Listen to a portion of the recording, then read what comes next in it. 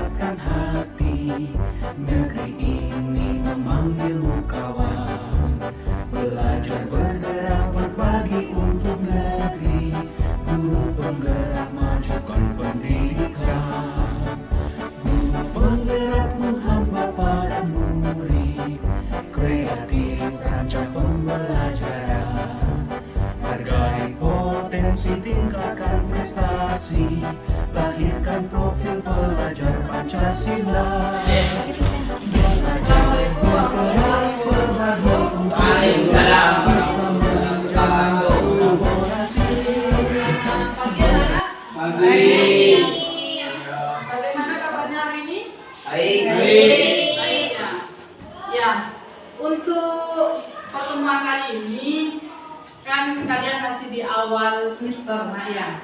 Jadi Ibu ingin membuat yang namanya keyakinan kelas bersama. Cuman sebelum itu silakan doa terlebih dahulu ketua kelas. Sebelum belajar dimulai, marilah doa terlebih dahulu. Doa dimulai.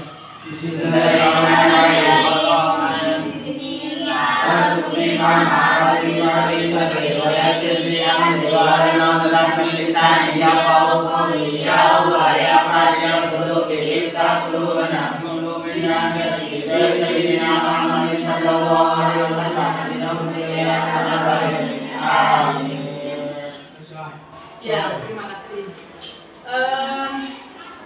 Ibu menginginkan kalian nanti membuat yang namanya keyakinan kelas.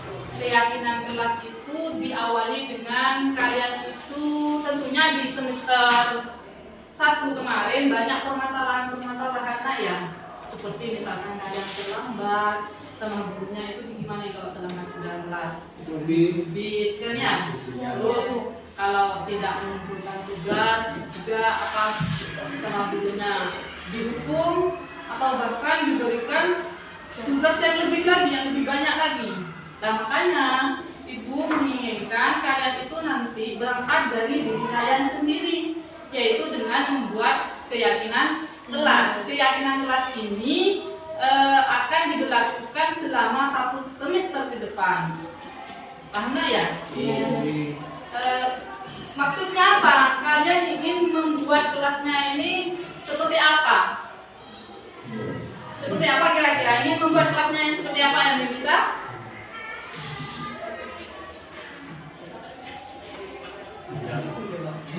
Ingin kelasnya seperti apa? Ayo kira-kira.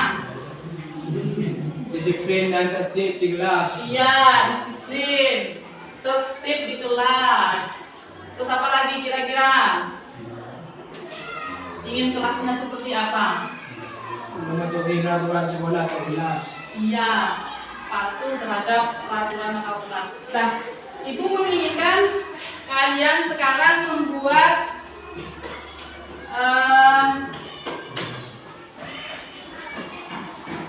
apa yang kalian harapkan. Kelasnya ini akan kalian harapkan seperti apa? Seperti halnya di sini tadi mematuhi peraturan kelas, ya kan? Kalian tulis di sini, ya nak ya?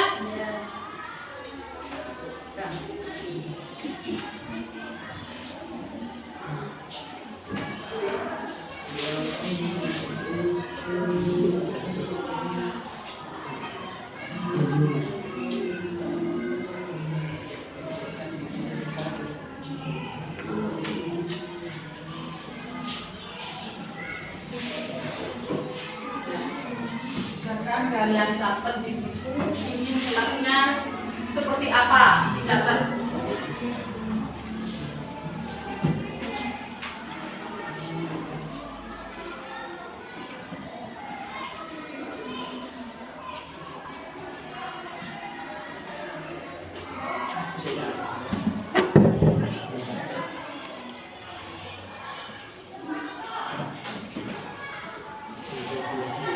Keyakinan kelas.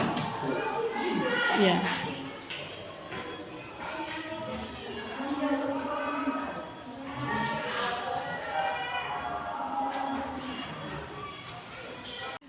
Ya. Kalau sudah, hasilnya silakan ditempel di papan. Ya, silakan. Apa? Sudah. Kiraran. Ya, Sudah tuh. Dan sudah langsung ditempel papan.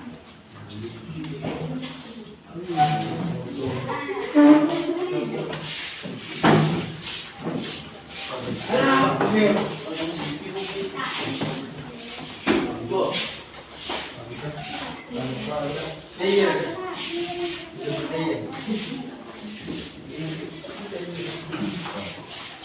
Pas polisi.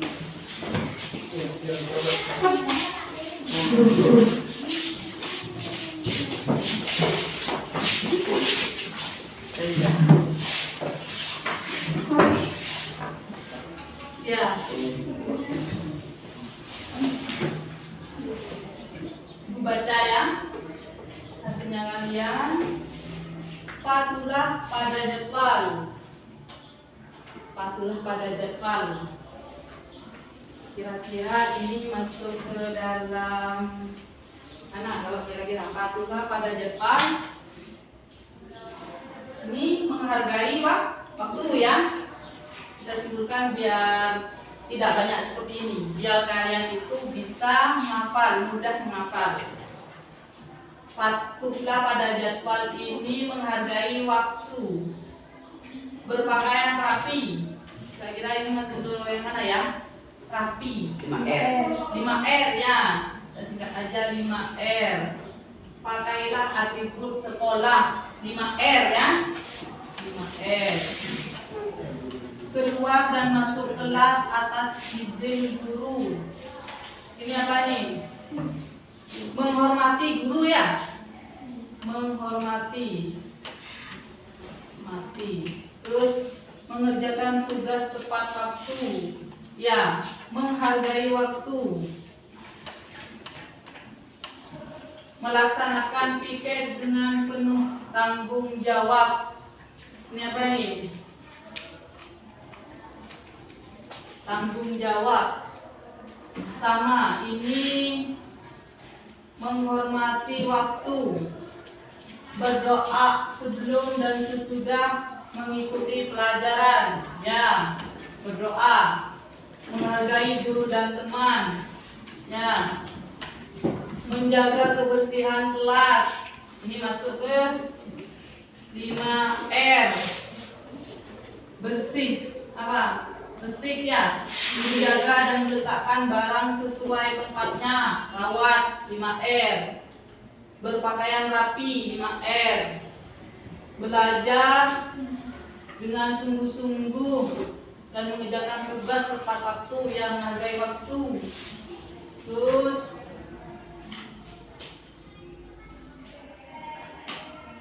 bekerja sama menjaga kebersihan kelas 5R ya. Ini banyak 5R. Terus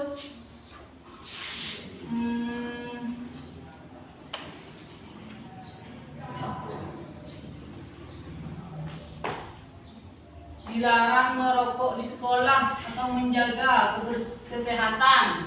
Ya, 5R juga. Memberikan salam ketika ketemu guru. 5S ya. Berkata sopan kepada guru maupun teman. Ya, sopan 5S.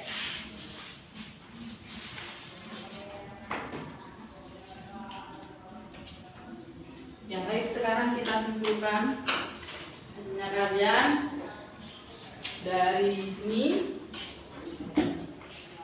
menerapkan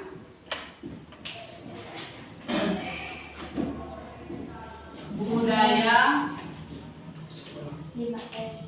5S. Apa 5S itu? Senyum. Sapa, terus salam, sopan ya, terus santun. 5 ya, 1, 2, 3, 4, 5 ya, 1. Terus juga yang kedua tadi ada R ya, 5R juga. Rapi, resik, apa? Menerapkan budaya 5R apa? Ringkas, rapi, rajin ya, resik, rawat ya. Terus ada lagi menghargai dan menghormati waktu tadi ya. Menghargai dan menghormati.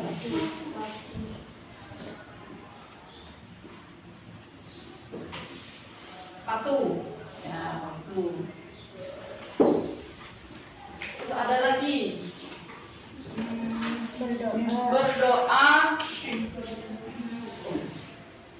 berdoa sebelum memulai pelajaran.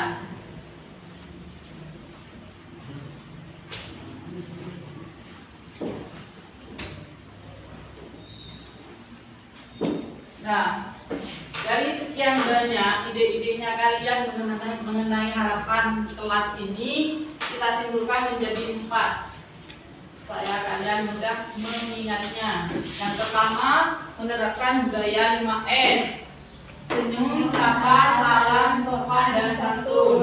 Terus yang kedua, menerapkan budaya 5R: ringkas, rapi, rajin, resik, dan rawat. Dan selanjutnya, menghargai dan menghormati waktu.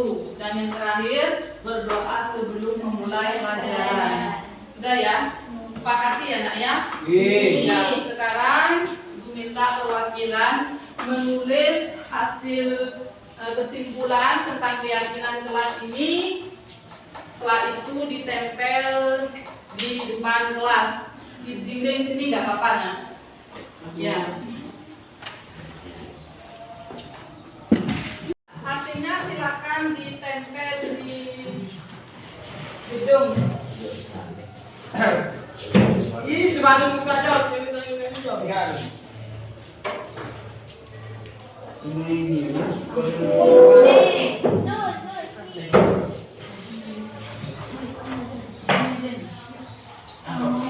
Silakan ditempel di gedung.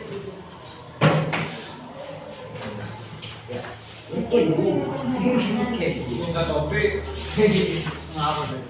Ya beri tanda tangan. Oh ya, ditandatangani terlebih dahulu sebelum diletakkan di atas ya. Iya Bu. Silakan ditandatangani terlebih dahulu nak. Silakan ditandatangani. Tahu. Untuk Bidon. Tidak boleh. Ya pakai spidol. Oh ini bola meninggal. Bidal. Ya, Beri. Nak aku ada. silakan tandatangani dulu. Kamu. Terima kasih. Terima kasih.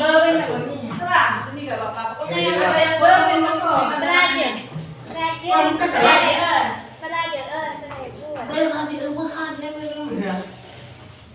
Belajar.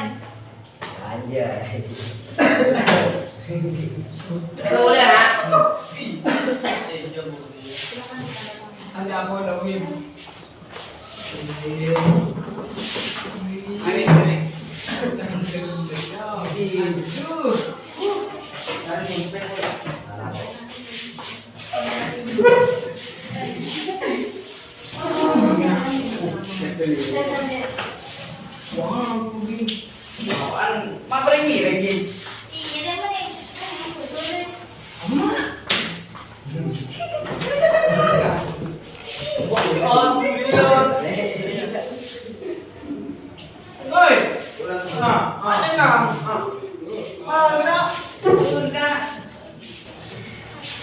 Kalau sudah ada tangan silakan boleh kembali ke tempat duduknya. Ya Bu. Istri. Setuju.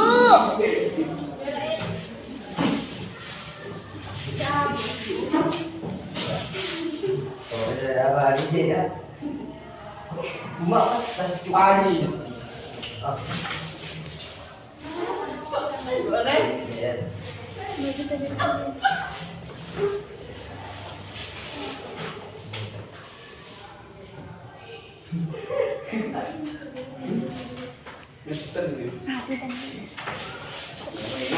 Syaratnya dulu. Tanda tangan dulu. Yang belum tanda tangan silakan tanda tangan. Dulu.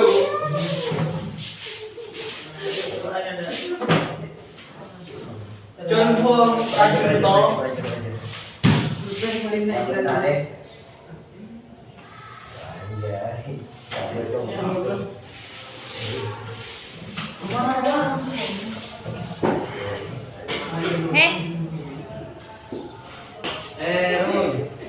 coba bilang Bu.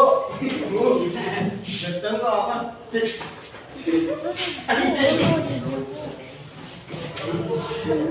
Udah ya? Ya ada yang belum silakan tanda tangan lagi.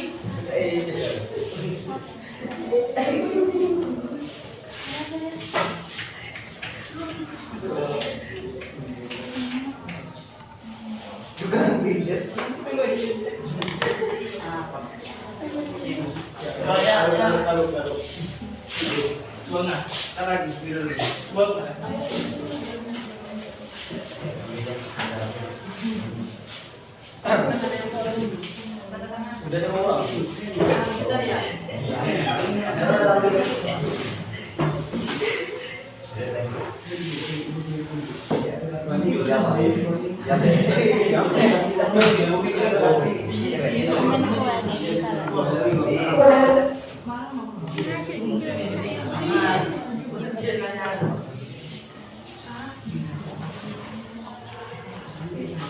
Ya.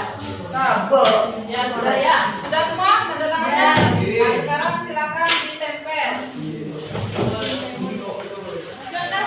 Jangan terlalu ke atas. Jangan terlalu ke atas.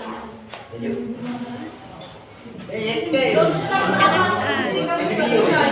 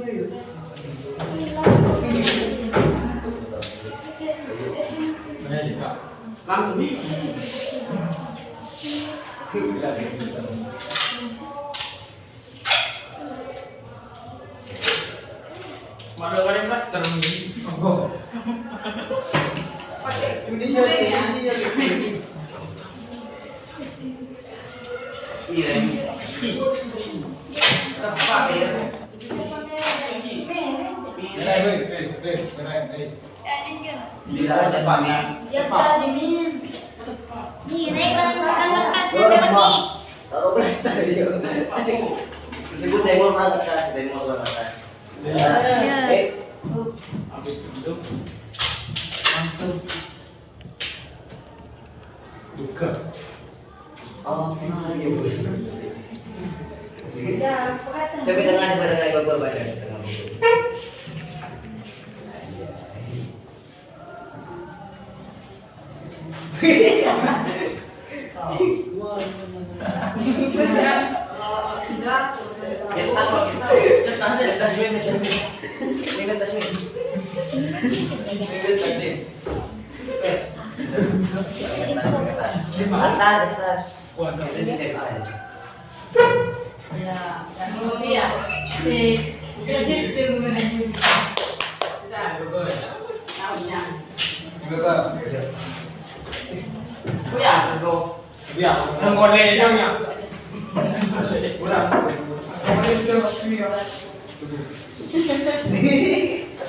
Ya, inilah keyakinan kelas 10 SMK Usmul Fatah.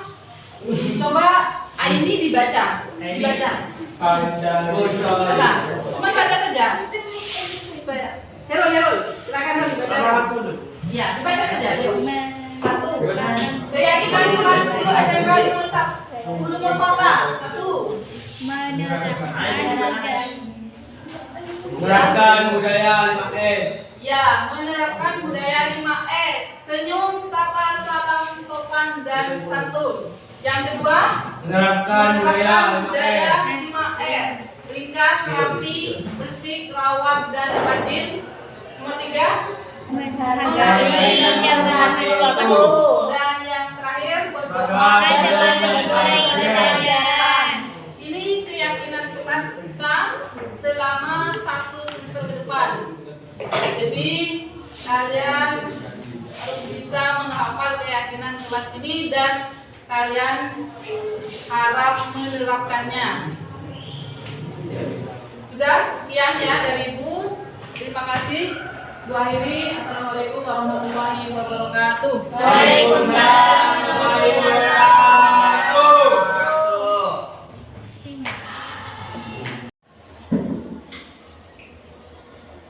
Assalamualaikum warahmatullahi wabarakatuh. Waalaikumsalam warahmatullahi wabarakatuh. Alhamdulillahirabbil alamin wa bihi nasta'in ala umuri dunya waddin. Wassalatu wassalamu ala asyrofil anbiya'i wal mursalin sayyidina Muhammadin wa ala alihi washabbihi ajma'in. Rabbi shrah li sadri wa yassir li amri wa hlul 'uqdatam min lisani yafqahu qawli. Amma ba'd. Yang terhormat Kepala SMK Ulumul Fata, yang terhormat Kepala SMP Ulumul Fata, yang terhormat pula para wakawamat SMK Ulumul Fata, yang terhormat Bapak Ibu guru sekalian. Pertama-tama marilah kita panjatkan tahmid dan tasyakur kehadirat Sang Pencipta alam semesta atas siraman rahmatnya serta anugerah nikmatnya bisa berkumpul berselayang pandang pada pagi hari ini dalam keadaan sehat walafiat. Kedua kalinya sholawat dan salam tertuang abadi pada Sang Proklamator Islam yang mana sinar kenabiannya telah menyingsing menerangi panorama jalan raya dengan keilmuan. Di sini kami sebagai moderator akan menuju jalannya sharing internal yang akan dilaksanakan pada pagi hari ini. Sebelum itu kami mengutip kalimat indah dari filsuf Aristoteles yang mengatakan bahwasanya mendidik pikiran tanpa mendidik hati adalah bukan pendidikan sama sekali. Diulangi lagi, mendidik pikiran tanpa mendidik hati adalah bukan pendidikan sama sekali. Kutipan tadi sangat sejalan dengan tema yang akan dilaksanakan pada hari ini, yaitu diseminasi tentang budaya positif di lingkungan sekolah. Mengapa kami mengambil topik itu?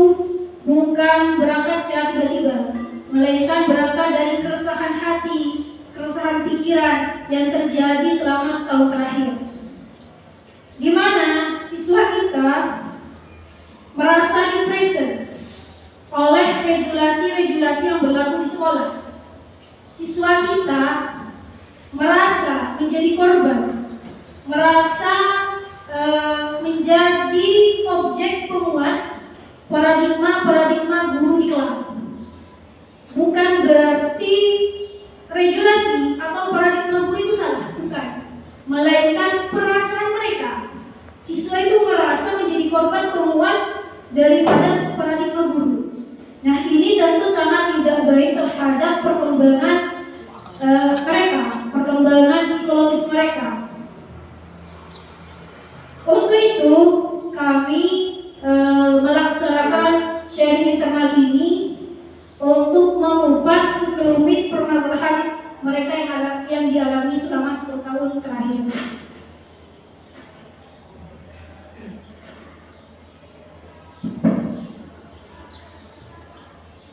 Diseminasi budaya positif di lingkungan sekolah yang akan dibahas pada pagi hari ini diantaranya itu paradigma belajar, disiplin positif, motivasi, terus keyakinan kelas, restitusi siswa, itu akan dibahas.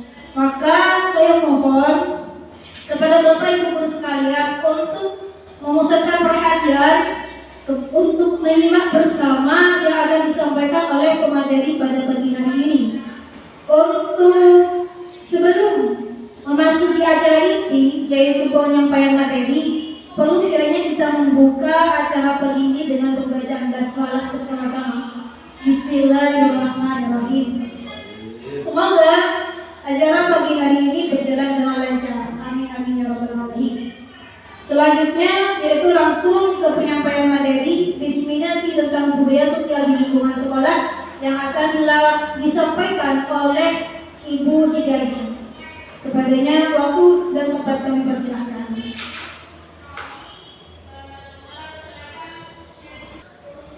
Assalamualaikum warahmatullahi wabarakatuh. Bismillahirrahmanirrahim. Wabillahi wa isri amri wa billahi tentang bisani wa qawli. Alhamdulillahirabbil alamin. Assalatu wassalamu ala asrofil anbiya'i wal mursalin sayyidina Muhammad wa ala alihi wa sahbihi ajmain. Amma ba'du. Pertama-tama marilah kita panjatkan syukur kepada Allah Subhanahu wa taala karena berkat nikmat dan kesempatan kita pagi hari ini bisa bertatap muka dan bisa mengisi destinasi tentang budaya positif. Yang saya hormati Bapak Kepala Sekolah SMK Ulumul Fatah, yang saya hormati Bapak Kepala SMP Ulumul Fatah, yang saya hormati wakal-wakal baik SMK maupun SMP Ulumul Fatah, dan yang saya hormati rekan-rekan Bapak Ibu di SMK maupun SMP Ulumul Fatah. Sebelumnya saya mengucapkan banyak terima kasih atas kehadiran Bapak maupun Ibu guru pada acara destinasi pada pagi ini. Semoga Allah akan membalas kebaikan Bapak Ibu guru. Amin amin ya rabbal alamin. Salawat serta salam semoga tetap selalu tercurah limpahkan kepada junjungan kita Nabi besar Muhammad Sallallahu Alaihi Wasallam.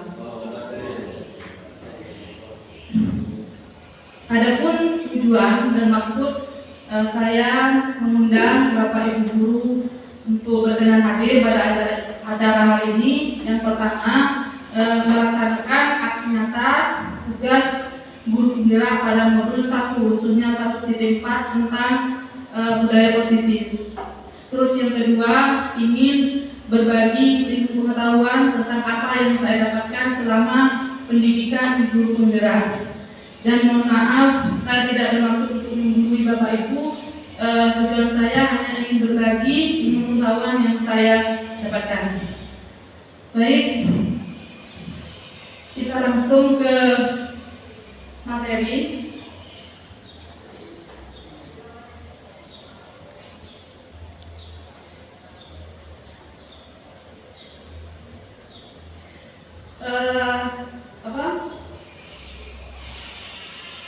Kita bahas tentang pendidikan, arti pendidikan. Pendidikan menurut Ki Hajar Dewantara di sini diartikan sebagai menuntun segala kodrat, baik kodrat alam maupun kodrat zaman pada anak-anak itu supaya mereka itu selamat dan bahagia yang setinggi-tingginya dan menjadi manusia serta diterima di anggota masyarakat. Seperti itu. Pendidikan diibaratkan sebagai lahan pertanian atau persawahan seperti itu. Dan anak-anak itu atau murid diibaratkan sebagai benih tanaman, sementara guru atau pendidik diibaratkan sebagai petani. Jadi ketiga-tiganya ini sangat dibutuhkan. Kalau hanya ada pendidikan dan murid, tidak ada guru, maka tidak akan bisa. Begitupun kalau hanya ada guru dan murid, tidak ada pendidikan, di sini maksudnya tidak ada lahannya, itu tidak akan bisa. Ibaratkan seperti ini. Kalau benih tanaman jagung, menanam benih tanaman jagung tidak akan tumbuh tanaman padi. Begitupun sebaliknya. Jadi tugas kita sebagai pendidik di sini hanyalah menuntun atau merawat padi, merawat jagung. Kenapa? Karena murid-murid itu memiliki kompetensi berbeda-beda. Kita langsung ke aliran yang terkenal dengan nama konvergensi teori. Teori ini mengajarkan bahwa anak yang dilahirkan itu diumpamakan sebagai selai kertas yang sudah ditulisi penuh, namun suram. Dan kewajiban sebagai pendidikan di sini menebarkan khusus yang baik-baik, namun yang tidak baik di situ tidak usah ditebarkan, supaya akan nampak sebagai budi pekerti yang baik. Apa itu budaya positif? Budaya positif? Budaya positif ini diartikan sebagai suatu pembiasaan yang bernilai positif, yang dimulai dari, kalau di sekolah itu dimulai dari kelas. Yang pertama peraturan kelas, langsung ke keyakinan kelas, dari situ akan ke budaya ke lingkungan sekolah, bahkan ke masyarakat, dan kebiasaan-kebiasaan itu nanti akan membudaya positif. Topik yang akan kita bahas selama kurang lebih 1 jam depan, yaitu ada 2. Yang pertama, konsep-konsep kunci dalam modul budaya positif. Yang kedua, pengalaman dan pembelajaran setelah menerapkan konsep-konsep kunci pada modul budaya positif. Saya cuman menyebarkan pengalaman saya selama di sekolah, bukan di rumah. Baik, kita ke konsep yang pertama. Di sini diawali dengan perubahan paradigma belajar. Terus disiplin positif, motivasi perilaku manusia, kebutuhan dasar, posisi kontrol restitusi, keyakinan kelas, dan yang terakhir tentang segitiga restitusi. Jadi yang akan kita bahas ada 6 konsep kunci. Diawali dengan perubahan paradigma belajar. Ya, yang pertama kunci. Diawali dengan perubahan paradigma belajar. Ya, yang pertama perubahan paradigma belajar. Apa itu yang dimaksud dengan perubahan paradigma belajar? Kita mulai dengan kegiatan tematik. Kegiatan tematik di sini apa itu? Kegiatan dengan nama cobalah buka. Maksudnya ada 2 orang di sini. Mungkin ada yang mau berperan ke depan 2 orang. Bismi, Bapak. Sama ya, Pak Sakal. Ya, jadi misalkan Pak Faruk si A, Pak Sakal si B. Yang si A ini bertugas sebagai mengepal tangan. Mengepal tangan di situ karena ada sesuatu barang yang sangat berharga dan tidak ingin membukanya, karena itu sangat rahasia. Dan si B, Bapak Sakal ini mencoba untuk membuka palang tangan Pak Faruk. Entah itu dengan membuka, rayuan, memaksa, menghardik, intinya bagaimana supaya Pak Faruk ini membuka palang tangannya. Entah itu menawarkan sejumlah uang dan sebagainya. Silakan saya beri waktu 30 menit. 30 detik dari sekarang. Ya, sampean berusaha tidak membuka, terus Pak Sahal berusaha untuk membuka. Nah, itu merayu atau bagaimana supaya membuka. Tahu dari kebun ibu itu?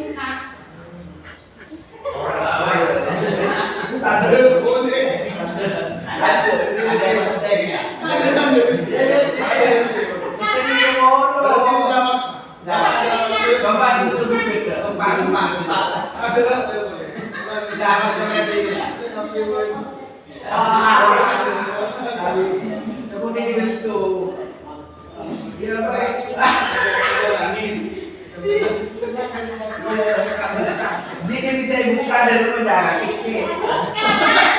Harus dipaksa gitu kan? Begini dia buka kan? Buka. Buka.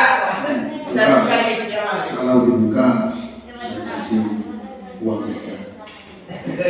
Bang Manisa. Saya tambah 5.000 di mana dibuka. Saya tambah 1.000. Kalau dan mau diturunin 1.000, jadi yang 15.000 jadi 1.000. Gimana? Bisa. Gimana caranya ini? Terus untuk bisa dibuka,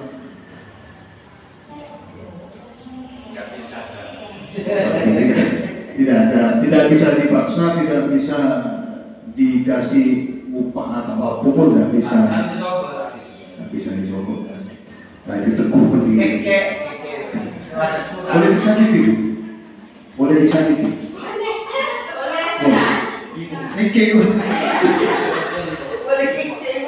Boleh digigit kan? Boleh digigit. Kalau digigit bisa dibuka. Ini kan usahanya sampai yang terserah.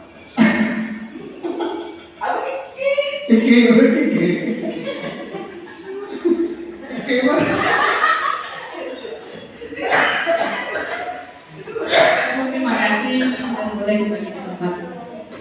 Ya, kita kegiatan tematik tentang cobalah buka. Apa maksud kegiatan tematik di sini? Kita ke pertanyaan. Apakah kegiatan tadi di kepala tangannya dibuka? Mengapa? Terus yang kedua, mengapa kepala tangannya itu ditutup? Alasannya kenapa? Tentunya memiliki alasan yang berbeda-beda.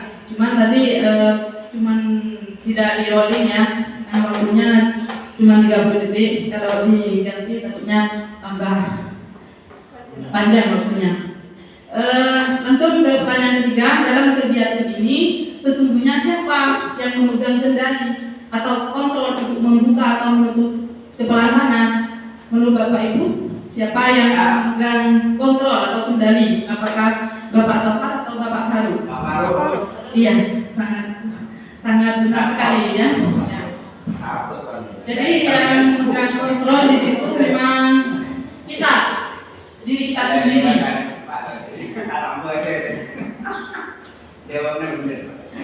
Psikiater dan pendidik, dokter yang berasal dalam kontrol teori yang kemudian hari berkembang dan dinamakan sebagai choice theory meluruskan beberapa miskonsepsi tentang makna kontrol. Yang pertama, ilusi guru mengontrol murid. Ilusi ini pada dasarnya tidak dapat memaksa murid untuk berbuat sesuatu jikalau murid tersebut memilih untuk tidak melakukannya. Walaupun tampaknya guru sedang mengontrol perilaku murid, hal demikian terjadi karena murid sedang mengizinkannya dirinya dikontrol. Saat itu bentuk kontrol guru menjadi kebutuhan dasar yang dipilih murid tersebut. Jadi teori kontrol menyatakan bahwa semua perilaku memiliki tujuan, bahkan terhadap perilaku yang tidak sesuai. Yang kedua, ilusi bahwa semua penguatan positif efektif dan bermanfaat. Penguatan positif atau bujukan adalah bentuk-bentuk kontrol. Segala usaha untuk mempengaruhi murid agar mengulangi suatu perilaku tertentu adalah suatu usaha untuk mengontrol murid tersebut. Dalam jangka waktu tertentu, kemungkinan murid tersebut akan menyadarinya dan mencoba untuk menolak bujukan kita, atau bisa jadi murid tersebut menjadi tergantung pada pendapat sang guru untuk berusaha. Dan yang ketiga, ilusi bahwa kritik dan membuat orang merasa bersalah dapat menguatkan karakter.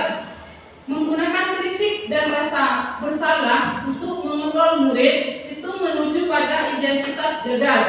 Mereka belajar untuk merasa buruk tentang mereka sendiri. Mereka mengembangkan dialog diri yang negatif.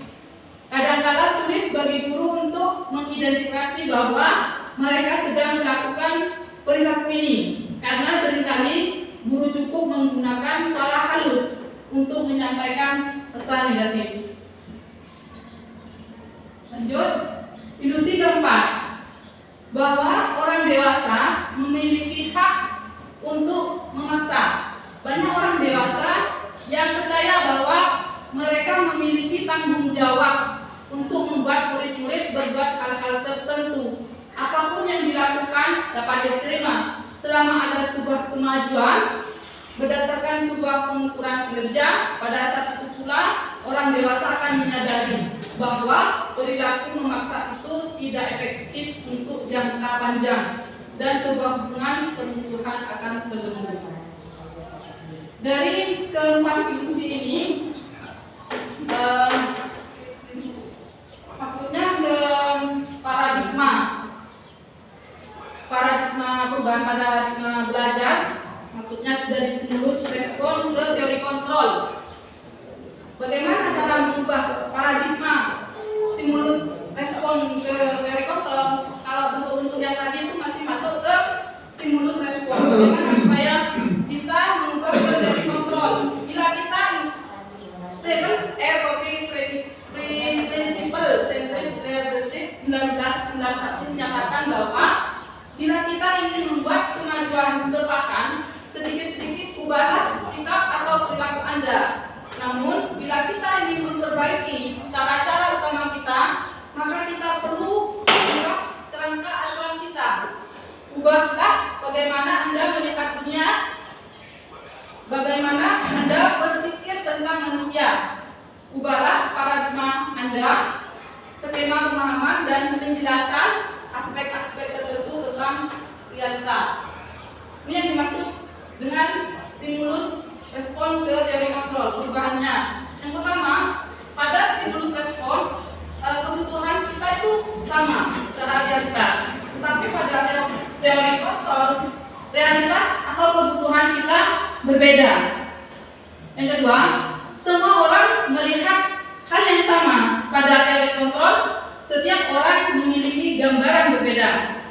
Terus kita mencoba mengubah orang agar berpandangan sama dengan kita. Pada teori kontrol, kita berusaha memahami pandangan orang lain tentang dunia. Selanjutnya, perilaku buruk dilihat sebagai suatu kesalahan. Semua perilaku memiliki tujuan. Orang lain bisa mengontrol saya, hanya Anda yang mengontrol diri Anda sendiri. Saya bisa mengontrol orang lain, saya tidak bisa mengontrol orang lain. Pemaksaan ada pada saat hubungan gagal, kolaborasi, dan konsensus menciptakan pilihan-pilihan baru. Pada stimulus respon, di terakhir, model berpikirnya itu menang atau kalah, sementara di teori kontrol model berpikirnya menang dan menang. Nah, sekarang kita ke konsep yang kedua tentang disiplin positif. Disiplin positif ini merupakan paradigma pada teori kontrol. Teori kontrol by William Glasser ini dari 7, kalau tidak salah, yang 7 poin di sini diringkas menjadi 4 bagian. Anda tidak bisa mengontrol orang lain, hanya Anda yang bisa mengontrol diri Anda.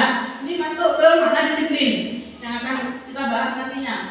Terus semua perilaku memiliki tujuan. Ini masuk ke teori motivasi dan nilai-nilai universal. Termasuk juga di bawahnya keyakinan kelas. Selanjutnya, model berpikir menang dan menang. Kolaborasi dan konsensus menciptakan pilihan-pilihan baru. Dan ini masuk ke 5 posisi kontrol. Dan juga di situ ada segitiga restitusi. Selanjutnya, tentang realitas kebutuhan kita berbeda. Setiap orang memiliki gambaran berbeda. Ini masuk ke 5 kebutuhan dasar manusia. Selanjutnya, apa yang dimaksud dengan disiplin? Makna kata disiplin yang terbayang di benak kita, yang terlintas di pikiran kita mungkin tentang tata tertib, teratur, dan kepatuhan pada peraturan. Kata disiplin juga sering dihubungkan dengan hukuman. Atau dalam budaya kita, makna kata disiplin itu dimaknai dengan menjadi sesuatu yang dilakukan seseorang pada orang lain untuk mendapatkan kepatuhan. Untuk mendapatkan kepatuhan. Kita cenderung menghubungkan kata disiplin dengan ketidaknyamanan. Mengutip pada Bapak Pendidikan Di mana ada kemerdekaan, disitulah harus ada disiplin yang kuat. Sungguh pun disiplin itu bersifat self-disiplin, yaitu kita sendiri yang mewajibkan kita dengan sekeras-kerasnya, tetapi itu sama saja. Sebab jikalau kita tidak cakap melakukan self-disiplin, wajiblah penguasa lain mendisiplinkan kita. Dan peraturan demikian itulah harus ada di dalam suasana yang merdeka. Lanjut juga Ki Hajar Dewantara menyatakan bahwa untuk mencapai kemerdekaan atau dalam konteks pendidikan kita saat ini, untuk menciptakan murid yang merdeka, syarat utamanya adalah harus ada disiplin yang kuat. Disiplin yang dimaksud adalah disiplin diri yang memiliki motivasi internal, motivasi dalam diri siswa itu sendiri, bukan motivasi dari luar atau ekstrinsik. Sebagai pendidik, tujuan kita adalah menciptakan anak-anak yang memiliki disiplin diri, sehingga mereka bisa berperilaku dengan mengacu pada nilai-nilai kebajikan universal dan memiliki motivasi intrinsik bukan ekstrinsik. Nilai-nilai kebajikan di sini sudah disepakati dari berbagai macam agama, seperti halnya yang di sini. Yang pertama, nilai-nilai kebajikan universal, profil pelajar Pancasila bernilai seperti ini. Yang pertama, beriman, bertakwa kepada Tuhan Yang Maha Esa, kita sebagai umat Islam bertakwa kepada Allah Subhanahu Wa Taala dan berakhlak mulia, mandiri, bernalar kritis, berkebinekaan global, bergotong royong, kreatif.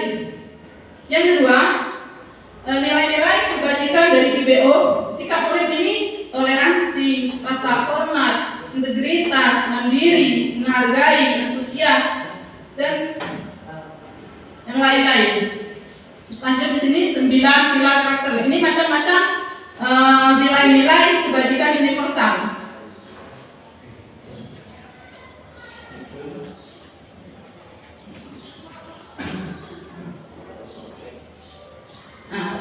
Standar pendidikan nasional dalam rangka menciptakan lingkungan yang positif, maka setiap warga sekolah dan pemangku kepentingan perlu saling mendukung, menghayati dan menerapkan nilai-nilai kebajikan yang telah disepakati bersama. Untuk dapat menerapkan tujuan mulia tersebut, maka seorang pemimpin pembelajaran perlu berjiwa kepemimpinan sehingga dapat mengembangkan sekolah dengan baik agar terwujud suatu budaya sekolah yang positif sesuai dengan standar kompetensi pengelolaan yang telah ditetapkan. Tujuan mulia itu dari penerapan disiplin positif adalah agar terbentuk murid-murid yang berkarakter, berdisiplin, santun, jujur, peduli, bertanggung jawab, dan merupakan pembelajar sepanjang hayat sesuai dengan standar kompetensi lulusan yang diharapkan. Masuk ke motivasi perilaku manusia. Tadi kan sudah dijelaskan ada motivasi intrinsik, ekstrinsik. Ini Ian Gossen dalam bukunya Restructuring School Discipline menyatakan ada 3 motivasi perilaku manusia. Yang pertama, untuk menghindari ketidaknyamanan atau hukuman. Jadi murid itu nanti yang ditanyakan apa yang akan terjadi apabila saya tidak melakukannya. Jadi itu yang timbul pertama kali.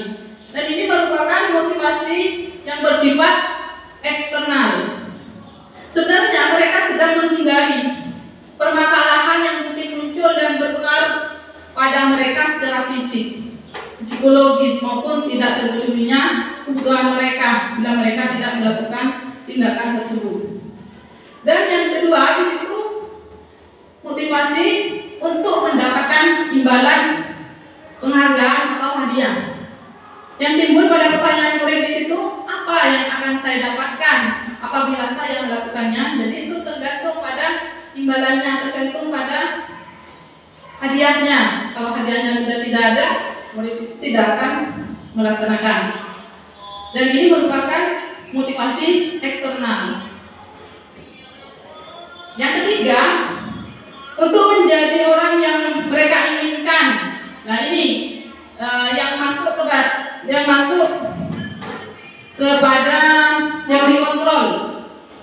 mereka menginginkan orang yang mereka inginkan dan menghargai dirinya sendiri dengan nilai-nilai yang mereka percaya.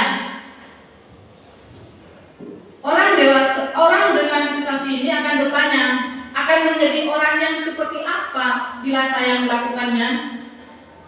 Jadi dari yang kedua tadi beda, kalau di sini untuk dirinya sendiri akan menjadi orang yang seperti apa bila saya melakukannya. Nah, ini yang dimaksud dengan motivasi intrinsik, yaitu termasuk kepada disiplin positif karena motivasinya berperilakunya bersifat internal bukan eksternal. Sekarang kita ke pembahasan tentang hukuman, konsekuensi, dan restitusi. Hukuman itu apa?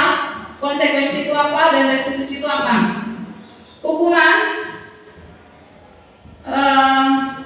dalam menjalankan peraturan ataupun keyakinan kelas atau sekolah, bila mana ada suatu pelanggaran, tentunya sesuatu harus terjadi. Ini ciri-ciri dari hukuman. Untuk itu kita perlu meninjau ulang tindakan penegakan peraturan atau keyakinan kelas atau sekolah kita selama ini. Tindakan terhadap suatu pelanggaran pada umumnya berbentuk hukuman atau konsekuensi. Selanjutnya restitusi. Restitusi itu adalah proses menciptakan kondisi bagi murid untuk memperbaiki kesalahan mereka, sehingga mereka bisa kembali pada kelompoknya mereka dengan karakter yang lebih kuat menurut Goshen 2004. Restitusi juga merupakan proses kolaboratif yang mengajarkan murid untuk mencari solusi untuk masalah mereka. Jadi di sini restitusi dicarikan solusi ketika murid itu hilang melakukan kesalahan dan bagaimana mereka harus memperlakukan orang lain. Ini contoh, Bapak Ibu, contoh tindakan-tindakan dalam sehari-hari. Tindakan guru yang pertama, mencatat 100 kali di dalam buku dengan kalimat saya tidak akan terlambat lagi karena terlambat ke sekolah. Ini masuk hukuman atau konsekuensi? Ini masuk hukuman ya? Sudah ada jawabannya. Yang kedua, lari mengelilingi lapangan basket 2 kali karena terlambat hadir ke sekolah. Ini masuk hukuman. Murid diminta untuk pass up 15 kali karena tidak menggunakan masker ke sekolah. Ini masuk hukuman. Yang selanjutnya, menggantikan tugas kertas teman karena telah dicoret-coret. Ini masuk konsekuensi. Membersihkan air di meja tulis karena tersenggol pada saat belajar. Ini masuk konsekuensi. Murid disuruh untuk tidak menggunakan sepatu seharian di sekolah karena tidak memakai sepatu hitam. Ini hukuman.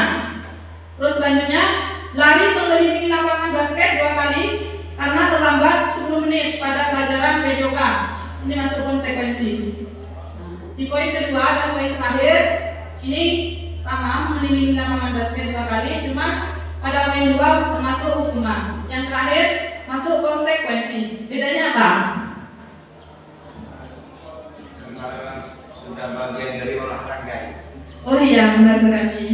Nah, karena ini sangat berhubungan dengan materinya yang konsekuensi. Jadi kalau hukuman itu apa ya? Kita kembali ke ini. Perbedaan hukuman, konsekuensi, dan restitusi. Nah, hukuman jelas masuk identitas gagal pada murid. Sementara identitas sukses ini masuk, konsekuensi masuk, terus restitusi ini masuk ke identitas sukses. Hukuman sesuatu yang menyakitkan harus terjadi, sementara konsekuensi ini sesuatu harus terjadi, dan restitusi merupakan pilihan. Selanjutnya, hukuman itu tidak nyaman untuk murid atau anak untuk jangka panjang. Mungkin Bapak Ibu pernah dulu waktu sekolah dipukul oleh guru, masih ingat sampai sekarang. Ya, karena mungkin ini jangkanya panjang, tidak nyaman, jadi ingat sampai sekarang. Terus konsekuensi juga tidak nyaman bagi murid itu, cuma jangkanya itu pendek. Sementara restitusi itu menguatkan murid atau anak dalam jangka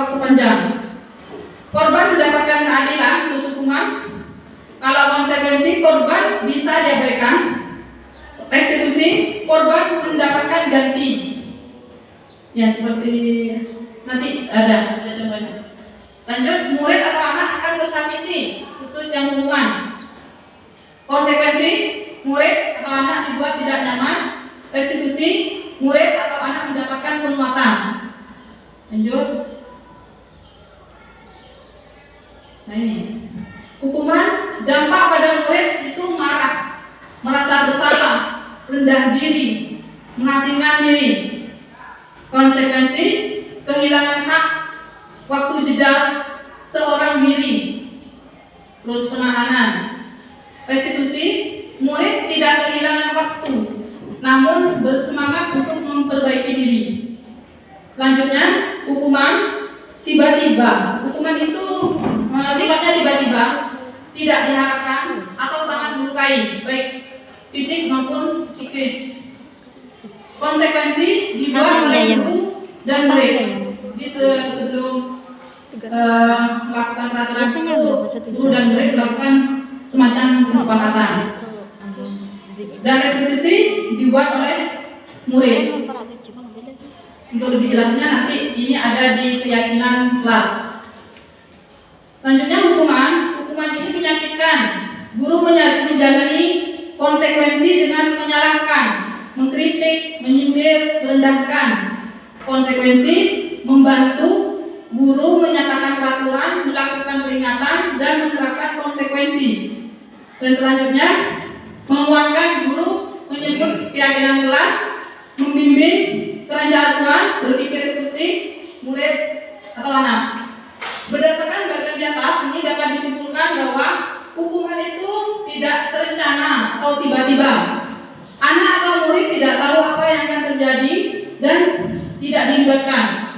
Hukuman bersifat satu arah dari pihak guru yang memberikan, dan murid hanya menerima suatu hukuman tanpa melalui suatu kesepakatan atau pengarahan dari pihak guru, baik sebelum atau sesudahnya.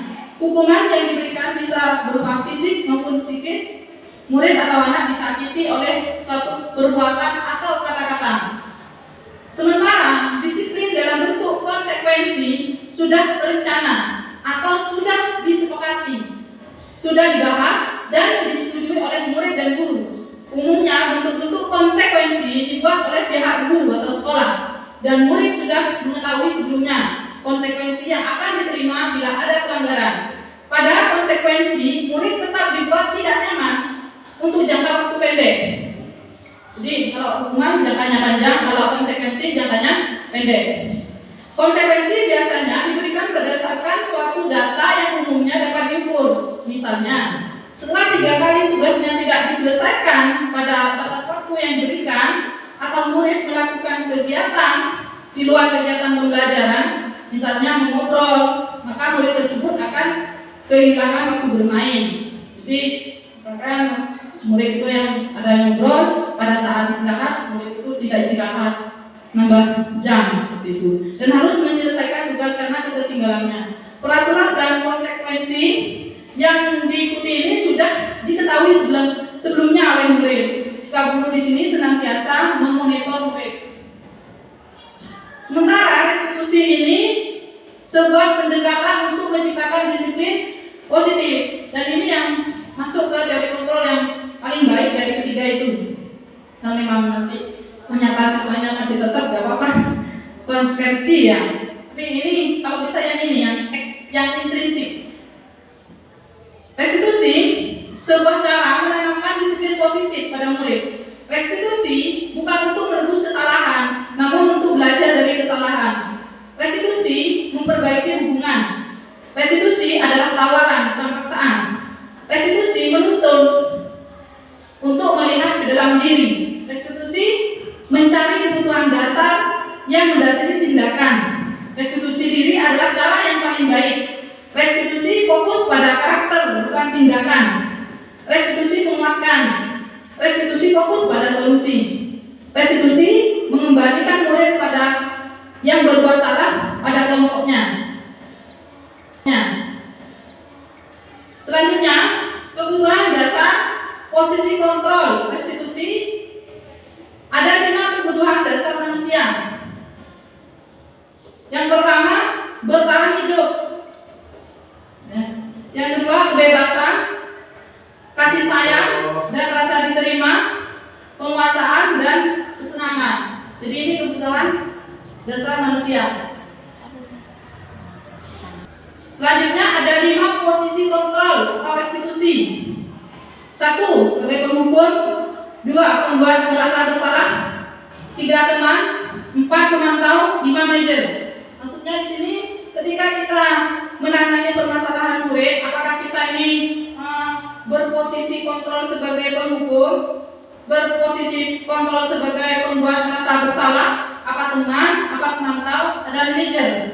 Kalau penghukum sudah jelas ya tadi, penghukum itu yang sifatnya menyakiti dan sifatnya tiba-tiba dan bersifat satu arah, bisa menghardik maupun baik itu kata-kata maupun fisik. Yang kedua, pembuat merasa bersalah, dan ini juga tidak baik membuat merasa bersalah. Seakan-akan siswa itu merasa bersalah, dikritik sama guru, cukup dengan kata-kata halus, siswa itu akan merasa bersalah, dan ini lebih parah ya dari menghukum, karena ini nanti siswa itu akan rendah diri. Selanjutnya, sebagai teman, guru berposisi sebagai teman, contohnya seperti ini. Ayo nak bantu ibu supaya ibu nggak malu sama kepala sekolah, kerjakan tugasnya. Nah itu seakan-akan berposisi sebagai teman, kerjasama antara murid dan guru. Dan kelemahannya di sini, guru itu kurang dihargai oleh murid, dan juga nanti murid itu ketergantungan pada guru itu, merasa senang, cuma merasa senang pada guru itu. Kalau posisi kita sebagai teman, kalau posisi sebagai teman tahu kita harus dapat meluangkan waktu, misalkan istirahat, kita di dalam kelas memantau murid. Karena apa ya?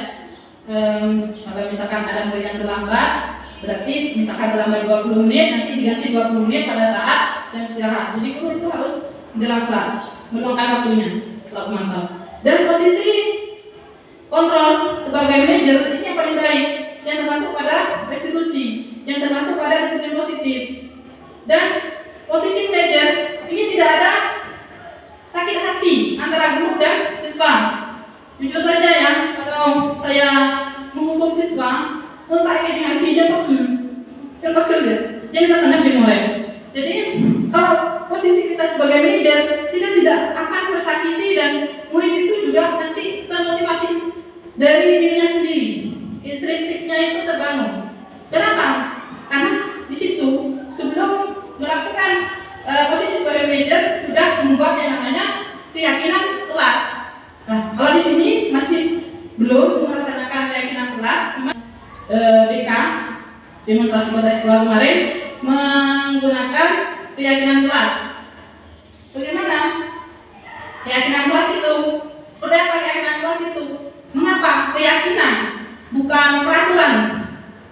Ya, kalau peraturan mungkin kata-katanya di situ negatif. Negatif di sini jangan berlari di dalam kelas. Tapi kalau sudah masuk ke dalam keyakinan, kata-katanya itu positif. Berjalanlah di dalam kelas. Jadi di situ tidak seakan-akan bukan larangan, tetapi itu memang atas kesadaran siswa itu sendiri, berangkat dari dalam hati siswa itu sendiri. Memang sulit dari sini, tapi kalau kita mencontoh sebagai guru, insya Allah siswa itu nanti akan menurut. Misalkan di dalam kelas ada sampah, kalau kita memberikan contoh, ambil sendiri sampah itu nanti mesti dalam siswa itu malu sendiri, kok sampai itu punya yang ambil. Jadi nanti itu siswa akan mencontoh. Ya, untuk memperjelas dari keyakinan kelas ini, seperti halnya mengapa kita memiliki peraturan tentang menggunakan helm pada saat mengendarai kendaraan. Itu apa? Untuk keselamatan. Terus mengapa kita memiliki peraturan tentang penggunaan masker dan mencuci tangan setiap saat? Ini tujuannya untuk kesehatan atau keselamatan. Nah, nilai-nilai keselamatan atau kesehatan inilah yang kita sebut sebagai satu keyakinan, yaitu nilai-nilai kebajikan universal yang disepakati secara tersirat dan tersurat, lepas dari latar belakang suku, negara, bahasa maupun agama. Nah, pembentukan keyakinan sekolah terbelah. Keyakinan kelas bersifat lebih abstrak daripada peraturan yang lebih rinci dan konkret. Keyakinan kelas berupa pernyataan-pernyataan universal. Pernyataan keyakinan kelas senantiasa dibuat dalam bentuk positif. Keyakinan kelas hendaknya kita tidak terlalu banyak sehingga mudah diingat. Kalau misalkan nanti curah pendapatnya siswa itu banyak sekali, jadi diringkas sekitar 2, 3 atau maksimal 7 kalimat supaya mudah dihafal oleh siswa. Ya, prosedur pembentukan keyakinan kelas seperti ini. Yang pertama, nanti utama wali kelas nih. Kalau kelas 1 sudah dibentuk yang namanya keyakinan kelas. Terus wali kelas 2 dan 3 nanti langkah baiknya ini membuat yang namanya keyakinan kelas. Prosedurnya seperti ini. Mempersilakan warga sekolah atau murid-murid di sekolah atau kelas untuk mencurahkan pendapat tentang peraturan yang perlu disepakati di sekolah. Jadi nanti menyuruh murid-murid untuk membuat curah pendapatnya mereka. Ingin kelasnya dibuat seperti apa, itu nanti murid membuat kalimat. Setelah itu mencatat semua masukan pada murid atau warga sekolah di papan tulis atau di kertas double tape bisa saja. Setelah itu diringkas menjadi paling banyak 10 kalimat, lalu ditulis di karton atau di banner dan ditempel di dinding yang mudah terlihat. Dan perlu diingat bahwa keyakinan kelas itu kata-katanya positif. Kalau kalimat negatif seperti ini, jangan berlari di kelas atau koridor. Nah, harus buat kalimat yang positif. Berjalanlah di kelas atau koridor. Nah, ini contoh keyakinan kelas kelas 1 misalkan. Ini ada 1, 2, 3, 4, 5 poin. Ini keyakinan kelas yang mudah dihafal oleh murid. Jadi nanti murid itu ketika melanggar itu ingat sama yang disepakati itu, keyakinan yang telah disepakati itu. Kalau bisa jangan panjang-panjang kalimatnya. Ya, keyakinan kelas 1, setiap anggota kelas perlu belajar. Setiap anggota kelas perlu senang. Nah, kita lanjut ke poin 6, segitiga restitusi. Dan di segitiga restitusi ini ada 3. Yang pertama, menstabilkan identitas. Yang kedua, validasi tindakan yang salah. Jadi tidak langsung siswa itu nanti kalau mempunyai kesalahan jangan langsung dikritik, jangan langsung disalahkan, tetapi harus distabilkan dulu karena biasanya itu masih emosi. Distabilkan dulu, baru validitas kesalahannya. Setelah itu tanyakan keyakinan kelasnya itu yang sudah dibentuk seperti itu. Nah, ini penjelasan dari menstabilkan identitas. Kalau kita ingin yang jadi reflektif, maka kita harus meyakinkan si anak dengan cara mengatakan kalimat-kalimat ini. Berbuat salah itu tidak apa-apa, karena itu ingin menstabilkan identitas atau menstabilkan emosi anak itu. Tidak ada manusia yang sempurna. Saya juga pernah melakukan kesalahan seperti itu. Jangankan anak ya, saya sendiri kadang kalau langsung dimarahi oleh orang tua, gimana gitu ya, karena dia tidak ngerti permasalahan saya itu. Nah, seperti ini juga mungkin pengalaman saya nanti saya ditaruhkan di belakang. Terus yang kedua, validitas tindakan yang salah. Baru setelah emosi itu sudah stabil, baru ke validitas kesalahan. Padahal kamu seperti ini kata-katanya atau kalimatnya. Padahal kamu bisa melakukan yang lebih buruk dari ini ya. Nanti murid biasanya mikir itu. Ya. Kamu pasti punya alasan mengapa melakukan hal itu. Kamu patut bangga pada dirimu sendiri karena kamu telah melindungi sesuatu yang penting buatmu. Kamu boleh mempertahankan sikap itu, tapi kamu harus menambahkan sikap yang baru. Nanti mikir, setelah ini lanjut ke keyakinan kelas. Nah, keyakinan kelas itu kan sudah ingat murid itu ya.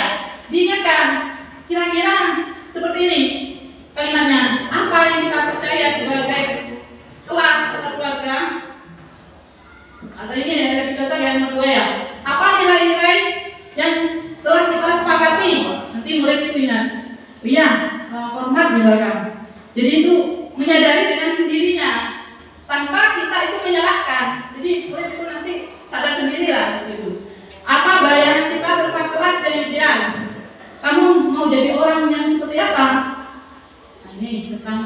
Nah, kita langsung ke pengalaman ya. Pengalaman saya tentang budaya positif.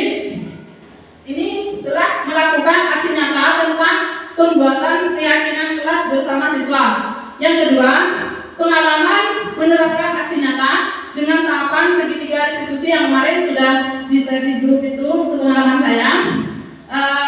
Dan termasuk ke dalam ketiga, ini menstabilkan identitas, validasi kesalahan, dan menanyakan keyakinan. Oh ya, apakah setiap ada permasalahan ini harus menggunakan segitiga restitusi? Apakah ketiga-tiganya itu harus digunakan? Tidak selalu ya, tergantung dari kesalahannya. Kalau misalkan kesalahannya itu berat, baru menggunakan ini. Kalau hanya ringan, kita langsung ke poin kedua atau langsung ketiga saja. Pengalaman ya, pengalaman saya tentang budaya positif. Ini telah melakukan aksi nyata tentang pembuatan keyakinan kelas bersama siswa. Yang kedua, pengalaman menerapkan aksi nyata dengan tahapan segitiga restitusi yang kemarin sudah di-share di grup itu untuk pengalaman saya. Dan termasuk ke dalam ketiga, ini menstabilkan identitas, validasi kesalahan, dan menanyakan keyakinan. Oh ya, apakah setiap ada permasalahan ini harus menggunakan segitiga restitusi? Apakah ketiga-tiganya itu harus digunakan? Tidak selalu ya, tergantung dari kesalahannya. Kalau misalkan kesalahannya itu berat, baru menggunakan ini. Kalau hanya ringan, kita langsung ke poin kedua atau langsung ketiga saja. Ini pengalaman saya ya. Yang pertama, siswa itu yang tidak hadir, terus itu yang 3 kali lupa, dan yang kedua tentang permasalahan siswa seperti baju tidak dimasukkan ke dalam jalanan. Dan alhamdulillah saya perhatikan di Tulus itu sudah mulai masuk kemarin pada waktu pramuka itu sudah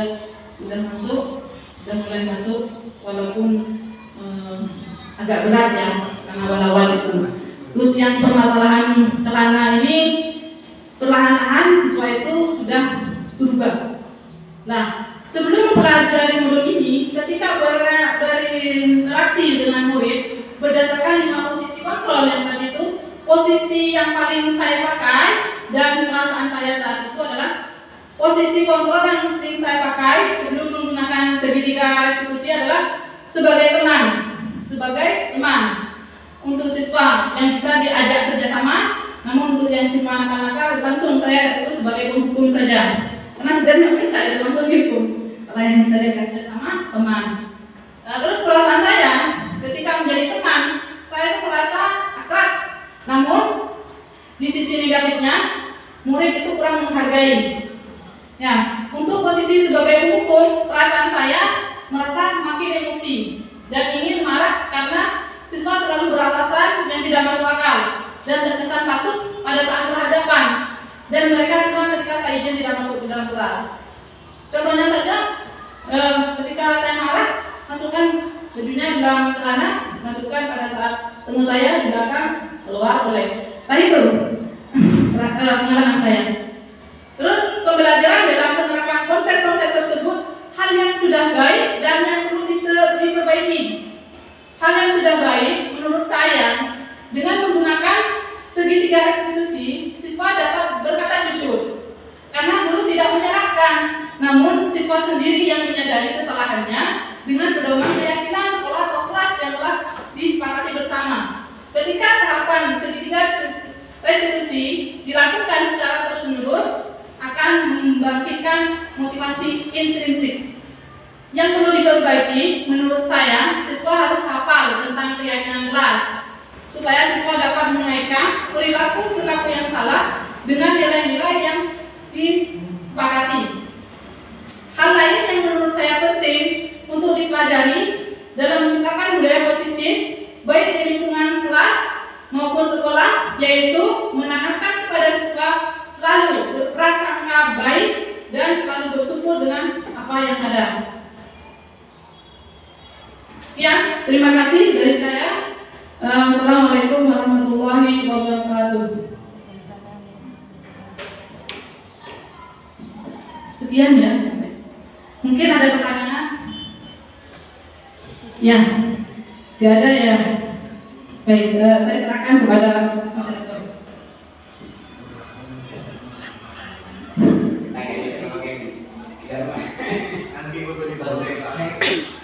Seperti yang disampaikan pemateri tadi, bahwasanya guru tidak seharusnya menghardik kesalahan siswa, melainkan menyadarkan akan kesalahan yang mereka lakukan. Artinya menyadarkan, bukan menyalahkan. Ini semoga penyampaian atau penyajian tadi menjadi referensi kita sebagai pendidik pikiran sekaligus pendidik hati untuk menjalankan tugas kita sebagai guru.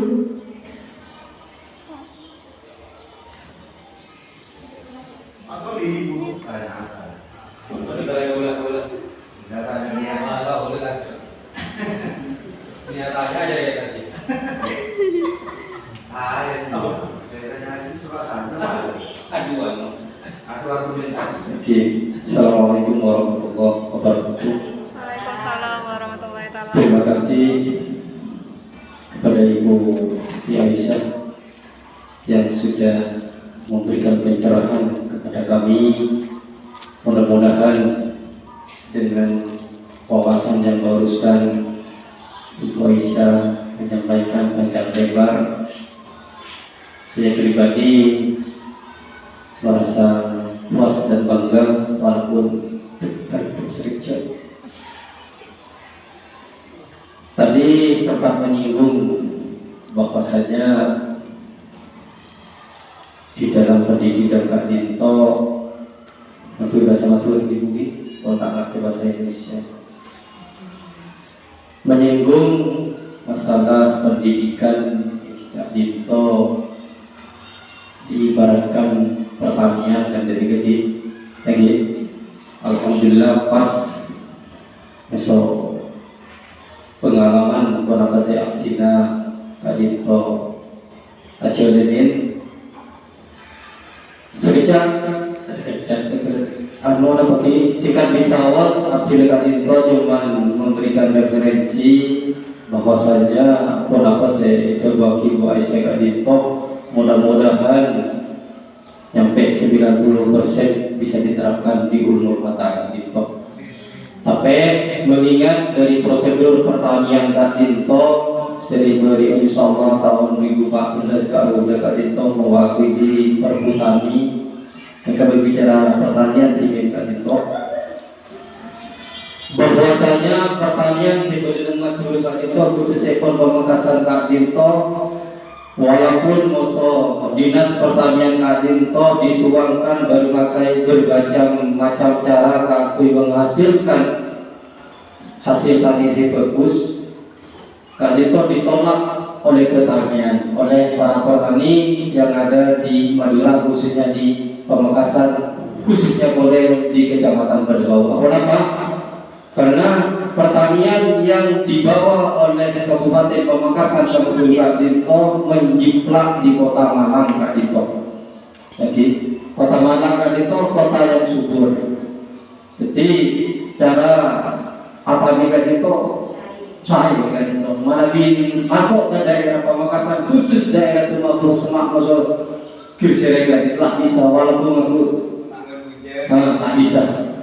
Nah sebaliknya di pendidikan Kak Dinto, walaupun bermacam-macam cara Kak Dinto, kita berkomitmen mensolokan oleh Madura guru Kak Dinto digugu dan ditiru, dan kita punya wawasan yang handal yang sudah terpampang edeljenak perpus Kak Dinto menciptakan siswa yang berakhlakul karimah dan dzalika. Jadi mana di ulumul fata Kak Dinto cuma dibina, dibimbing, aneka insyaallah. Jadi tak bisa. Ribuan ini balika pertemuan kedua pertemuan Kak Dinto pertama hari Selasa Ibu ini. Ya. Di hari Selasa Kak Dinto an-nadoh fatubilan iman Kak Dinto persen ada turun sama sekali Kak Dinto. Jadi pada hari Selasa kemarin juga ada tiga kemarin Kak Dinto. Lah paling yang harus diterapkan Pak Dito tidak lima. Dito. Kau tulis TV, kan itu. Kau pribadi tulis TV, kan itu. Sehari Selasa kau tinggal kena kirim kepala sekolah, kena kirim ketua yayasan, kepala kalau sekolah, itu di. Tapi kita itu bisa kan? Lah, jadi semakin tak Dito, alhamdulillah kalau penerapan kayak gini, alhamdulillah, mudah-mudahan mereka berjalan 50% kan itu. Catatan terpenting bagi kaula mohon dengan hormat bagi dewan guru sekolah dekat itu demi kebersamaan yang dekat dari umur kata itu tak langkung Kak Dito, mohon kerjasamanya kan. Polana kenapa menabi bola mangkiin kelas atau sekolah Kak Dito tak langkung walaupun terpanang kita totok napa keluar yang sekecil kan itu. Jadi kemudian kalau menjumpai saya Selasa terus mana diberi pun diberi Pak Ori. Saya Selasa cuma ada enggak itu. Ya minggu pertama ya. Mereka baru itu. Jadi kemudian sesamakan sekolah dan mereka beri jalan mereka mari kita kesempatan pada kesempatan hari ini mari kita mencari titik kesayaan kedepannya Kak Dito. Terima kasih kepada Bu Aisyah, Paula Kak Dito, menabi Paula menurut kenapa saya berbagi sambian Kak Dito, ampun sebagai materi keakui berangkas sebagai kesiswaan kedua Kak Dito pada seketika pakai itu pola mana di gaulan saya apa mana di gaulan pribadi Kak Dito mana di gaulan siswa Kak Dito menyalahkan aturan gaulan membunuhi bahasanya kepala sekolah mana di gaulan siswa Pak kelampinan di luar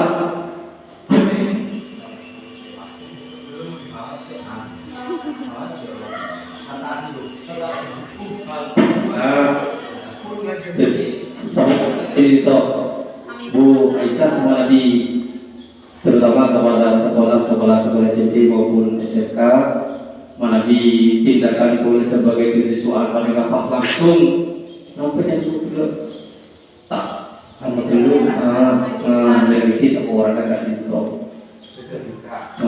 kisah orang dari pertenggolan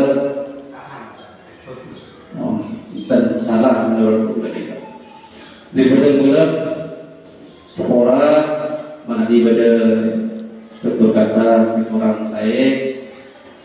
Wassalamualaikum warahmatullahi wabarakatuh. Waalaikumsalam warahmatullahi wabarakatuh. Ya enggak nama. Betul belum?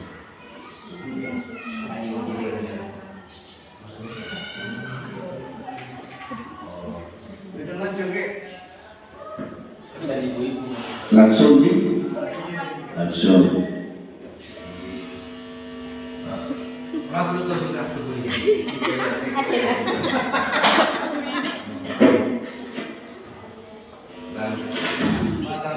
Terus aku langsung jawab biar kita bersama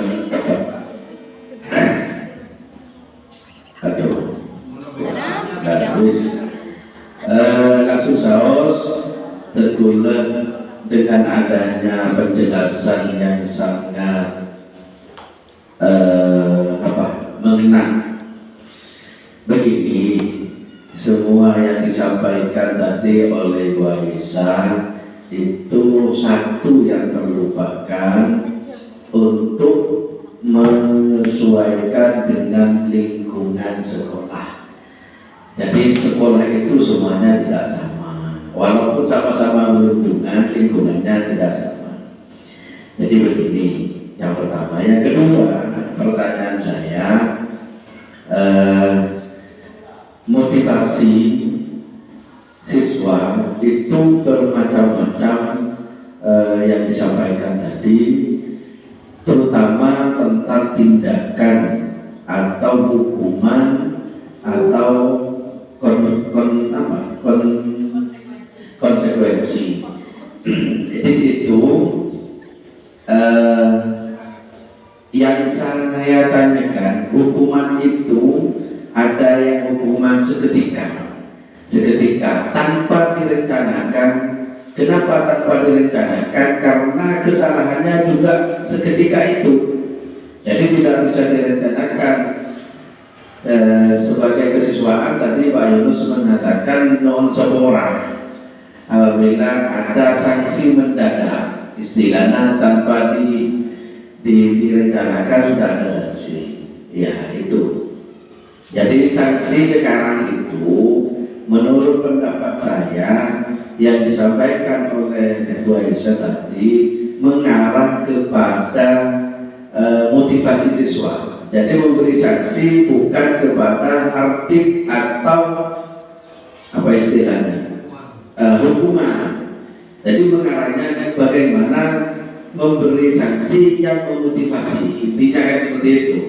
Itu menurut pendapat saya atau pemahaman saya. Itu saja yang perlu saya sampaikan karena waktu sangat terbatas. Sebenarnya saya banyak yang akan disampaikan, sudah karena ini masuk TV One. Terima kasih. Assalamualaikum warahmatullahi wabarakatuh. Waalaikumsalam warahmatullahi wabarakatuh.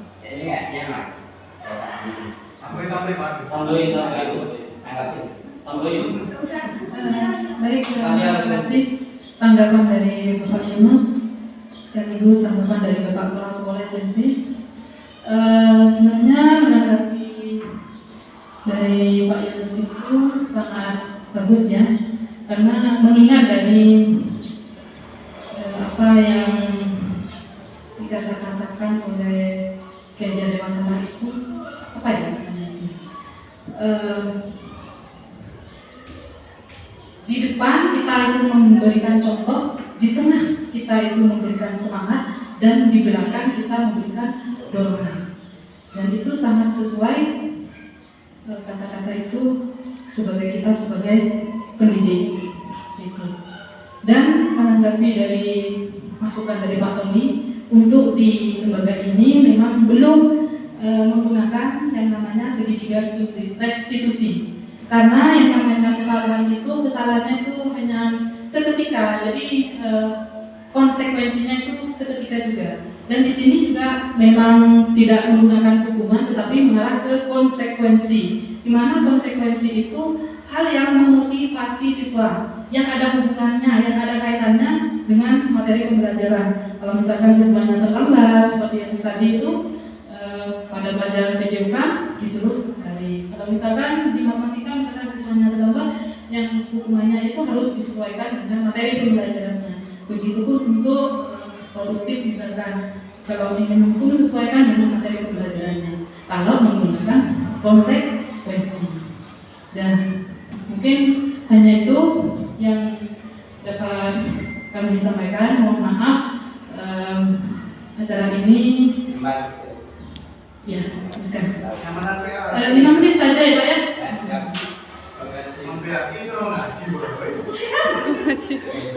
Assalamualaikum warahmatullahi wabarakatuh. Terima kasih atas ilmu yang telah ditularkan oleh Ibu Aisyah selaku guru dan pengelola di SMK Ummul Fathah. Ada banyak ilmu yang mungkin bisa kita kembangkan bersama untuk menghasilkan pendidikan yang lebih bermartabat, berakhlakul karimah. Namun ada sedikit metode tadi yang mungkin bisa dikatakan saya kritisi, karena seakan tidak sesuai, meskipun tidak 100% ada ketidaksesuaian dengan konsep Islam. Pertama tentang masalah, saya mulai dulu dari metode yang tadi disampaikan. Seperti yang dikatakan Pak Yunus, kita itu memang istilahnya guru, diguru dan ditiru. Setidaknya kita harus mengawali perbuatan baik sehingga ditiru oleh siswa menjadi sesuatu yang juga baik. Itu memang konsep awal yang juga sangat penting bagi kita selaku pendidik. sesuai dengan di ayat juga dijelaskan wa anfusakum wa ahlikum naro. Di sana ada kata wa anfusakum. Memang segala sesuatu harus dimulai dari diri sendiri. Namun saya tertarik dengan konsep tadi tentang masalah hukuman. Kalau tidak salah kalimatnya, nggak tahu persis atau tidak. Termasuk konsep gagal pada saya memberikan hukuman. Ini yang mungkin saya tertarik. Kenapa saya tertarik? Pertama, populasi siswa itu jelas tidak sama. Seperti hanya gambaran perbandingan yang telah disampaikan Pak Yunus tadi. Kadang metode itu baik di satu tempat, belum tentu baik di tempat yang lain, atau belum tentu cocok di tempat yang lain, karena populasinya berbeda. Jadi itu. Begitu juga dengan pendidikan. Pendidikan pun ada metode nang daerah kota nyaman, penerapannya nyaman, teori itu kuat. Tapi ketika di kota itu mau dikembangkan di desa, kalau menpasnya itu sekitar persen asokor segitu. Makanya sebetulnya dengan materi tadi tentang masalah hukuman termasuk kegagalan, konsep gagal karena dikenal yang tidak baik, itu saya tidak setuju. Kenapa? Karena begini, saya menganut konsep yang pernah disabdakan oleh Rasulullah. Kalau tidak salah begini hadisnya, murru awladakum bisalat wa hum abna'u sab'in wadribuhum 'alaiha wa hum abna'u asri sinina wa fariqu fil magharibi. Bahasa Arab, bahasa Indonesia seperti ini. Perintahkanlah anakmu untuk mengerjakan sholat ketika masih berumur 7 tahun. Tapi ada kalimat lanjutan, dan ukurlah mereka untuk mengerjakan sholat ketika sudah berumur 10. Maka dengan hadis ini kita memang diperintahkan untuk menyuruh, memberikan contoh yang baik. Namun ada batasnya pada sholat. Mulai umur 10 atau 10 harus diberi ketegasan. Artinya ketegasan Jerman, hukuman maknanya karena andi semangat lain. Jadi mulai beri motivasi, kenapa boleh Jerman ada motivasi. Makanya hukuman menurut saya sangat perlu juga diterapkan di lembaga. Mau aplikasi teori, pacar pinter kayak siapa yang teori itu. Namun tidak tahu lapangan seperti apa, populasinya seperti apa, tidak tahu. Makanya menurut saya hukuman itu juga sangat perlu diterapkan di lembaga manapun. Karena dengan hukuman akan mendapatkan pikiran seperti itu. Jadi itu mungkin sanggahan mungkin dari metode yang ada. Karena peraturan ketika memberikan hukuman itu seakan-akan hasilnya juga tidak ada. Padahal tidak, justru menapulika pengalaman reorganisasi sekolah di secara sekolah, justru nilai materi dari tabaklah mulaku itu justru dengan ketegasan itu yang dibanggakan. Sekian. Sekolah menagai budget effort cuma penapaliki, menapaliki konsep Islam senyara pada lengkap. Keinpun siamulan dari fokus kita pada juga melarat. Makanya ketika amulan dari fokus buat melarat, kita ini agar berfokus melarat, perlunya di sana ada hukuman. Mungkin itu yang bisa saya sampaikan. Saya ingin mohon maaf apabila ada yang salah. Assalamualaikum warahmatullahi wabarakatuh. Waalaikumsalam warahmatullahi wabarakatuh. Waalaikumsalam warahmatullahi wabarakatuh. Terima kasih kepada Pak Salam atas kritikannya tentang budaya positif terkait hukuman. Saya di sini cuma menyampaikan ilmu yang saya peroleh dari pendidikan guru gerak. Itu tidak cocok atau cocok di sekolah ini. Kita sesuaikan dengan keadaan alam yang ada di sekolah ini. Sebenarnya yang sekali lagi hukuman di sini bukan tidak boleh, tetapi boleh. Tapi di langkah terakhir sudah tidak bisa dihalusin, tidak bisa dihalusin, dikerasin. Saya rasa itu sesuai dengan hadis Nabi yang disampaikan dalam Islam. Itu kan langkah terakhir. Di sini bukan tidak boleh, tetapi boleh hukum mati itu. Tetapi kalau sudah tidak bisa menggunakan segitiga retribusi, sudah tidak bisa dengan konsekuensi, maka hukuman terakhir. Terima kasih Pak. Mungkin ada yang lain? Sudah. Hah? Sudah selesai. Maaf karena keterbatasan waktu, dengan sangat terpaksa sharing internal pada pagi hari ini kami tutup.